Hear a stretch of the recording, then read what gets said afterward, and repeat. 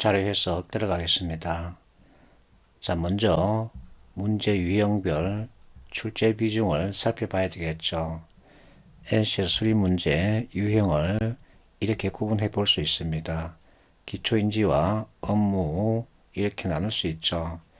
기초인지는 여러분들이 말하는 응용 수리에 해당됩니다.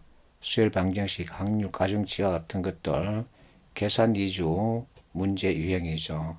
그런데 업무 관련 문제가 80% 이상 차지합니다. 그래서 이것 중심으로 공부를 해야 되죠. 단순 계산은 기초 연산이라고 할 수 있습니다. 자원관리도 여기에 포함된다 이렇게 말할 수 있죠. 결국 통계표와 그래프를 볼 줄 알아야 원하는 점수를 받을 수 있다 이렇게 정의할 수 있죠. 자, 통계표를 보고서 해석하기 위해서는 통계 기초 지식이 필요합니다. 그리고 그래프를 보고서 해석하기 위해서는 그래프 유형 관련 역시 기초 지식이 필요하죠. 그래서 이것 위주로 여러분들이 준비를 하면 되겠습니다. 그러면 수리 영역에서 집중할 분야는 무엇일까? 이 책 구성의 특징에 대한 설명이죠.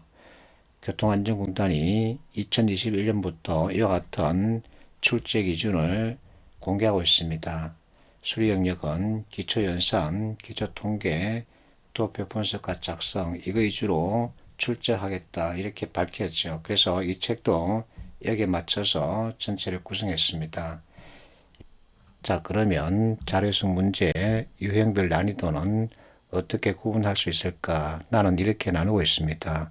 전체 10문제가 있다면 1분 안에 풀 수 있는 문제 3 정도이고 1분 안에 풀 수 없는 문제 7 정도이다. 그러면 누구나 풀 수 있는 문제는 공부할 필요가 없죠. 우리는 이것 중심으로 문제 푸는 연습을 해야 되겠죠. 이어서 자료성 문제 지문은 어떻게 구성되어 있을까? 대개 통계표 아니면 그래프 또는 이것이 합쳐진 형태 이렇게 볼 수 있죠. 통계표가 되게 많이 차지하죠. 자, 그러면 자료성 문제 쉽고 정확하게 풀기 위해서는 어떻게 해야 될까? 나는 숫자와 친해지기를 권합니다. 어쨌든 자료 해석은 숫자를 바탕으로 구성되어 있죠. 그래서 숫자를 볼 줄 알아야 합니다. 이게 가장 중요하죠. 또 별도로 유념해야 할 것은 시험장에서 계산기를 사용할 수 있다 없다. 어쨌든 NC에서 시험에서는 계산기를 사용할 수 없습니다. 그러면 이것이 무엇을 뜻할까요? 정밀한 계산이 아니라 어림셈을 해도 충분히 답을 찾을 수 있다는 것을 말하죠. 그래서 정밀한 계산 자꾸 하려고 하면 시간만 버리게 됩니다. 나는 이렇게 잔소리합니다. 자료성 문제풀이에 필요한 계산력 수준은 이 정도다. 25에서 7을 빼면 이 값은 얼마죠? 18이죠. 이 정도만 계산할 줄 알면 자료성 문제 쉽게 풀 수 있습니다. 그러면 이와 같은 어림셈에 익숙해지기 위해서는 어떻게 해야 될까? 여러분들도 잘 알고 있죠. 유효수 만들기 익숙해지면 됩니다. 내가 이와 같은 데이터를 보여주고 있죠. 자, 전체에서 평균 값을 보면 전체 0 이상인데 두 번째 자리도 제로입니다. 그러면 끝자리 3개만 서로 비교하면 되죠. 그렇다고 해서 전체 비교할 필요 없죠. 가장 큰 놈, 두 번째 큰 놈, 그리고 가장 적은 놈, 이와 같은 것들을 체크해서는 비교하는 겁니다. 그래서 이와 같은 유효수 만들기를 잘하면 시간을 절약할 수 있죠. 이렇게 숫자가 친해지고 유효수 만들기에 익숙해지면 이제 계산하지 않고 눈으로도 풀 수 있습니다.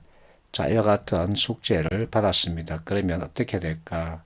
먼저 오리터들이 물통에 물을 가득 받는 거죠. 그리고 나서 텅 비어 있는 3리터들이 물통에 넘깁니다. 그러면 여기 3리터 가득 차기 때문에 여기에는 2리터만 남게 되죠. 이것을 버립니다. 자, 이것을 이쪽으로 옮깁니다. 그러면 여기는 2리터만 차게 되죠. 자, 여기는 텅 비었습니다. 다시 5리터 받죠. 자, 5리터짜리 물통, 여기에 있는 물을 3리터 물통에 가득 찰 때까지 붓는 거죠. 그러면 1리터가 넘어오게 되죠. 그럼 여기는 4리터가 남게 되죠. 이렇게 해서 숙제를 풀 수 있습니다. 그래서 자, 숫자 친해지기 그리고 어림셈 이것이 익숙해지면 계산하지 않고 눈으로 문제를 풀 수 있습니다. 이렇게 접근해 가면 자료수 문제 이제 쉬워지는 거죠. 그런데 많은 학생들이 이와 같은 데이터를 보기만 하면 아무 생각도 없이 계산부터 하려고 그러죠. 이와 같은 문제풀이 습관을 바꿔야 합니다. 자, 이 표의 제목은 지수입니다. 지수는 측정치가 아니라 측정치를 어떤 식에 넣었을 때 나온 산출값이죠. 그래서 자, 지수 기준값이 있습니다. 100이죠. 그러면 이때 가격이 얼마인지 모르는 겁니다. 그 가격을 100으로 뒀다는 얘기죠. 그래서 여기는 90이 될 수도 있고 여기 100이 될 수도 있고 여기는 110이 될 수도 있고 여기는 85가 될 수도 있습니다. 그런데 그 측정치를 100으로 뒀기 때문에 이것은 계산을 할 수 있다 없다 없습니다. 단위가 퍼센트죠. 자, 선택해 보세요. 증가했다, 증가했다, 증가했다. 2번, 3번, 4번은 변동에 대한 설명이죠. 근데 2번은 절대값에 대한 설명입니다. 그래서 답을 2번으로 정하면 되죠. 그런데 이와 같은 개념에 대한 이해가 없으면 계산부터 하려고 그러죠. 그래서 체계적인 학습이 필요한 겁니다. 자, 앞에서 자료수 문제 계산하지 말고 어림셈으로 판단하자 이렇게 얘기했었죠. 자, 자료수 문제 선택지 진술의 특징을 알면 이렇게 계산하지 않고 답을 찾을 수 있습니다. 어쨌든 1분 안에 한 문제 풀 수 있는 스킬을 만들어야 되죠. 자, 선택지 진술은 크게 두 가지로 나눌 수 있습니다. 하나는 해석형이죠. 다른 하나는 계산형입니다. 해석형은 데이터를 본 자신의 생각을 진술해 놓은 것을 말하죠. 계산형은 선택지 진술에 계산값, 소수점, 퍼센트, 미만, 미달, 이하, 이상, 초과 이와 같은 것이 들어가 있습니다. 그래서 선택지가 4개든 5개든 이렇게 그룹핑 할 수 있으면 빨리 판단할 수 있습니다. 이번에는 자료해석과 통계 리터러시 관련 내용입니다. 리터러시는 문해력이라고도 하죠.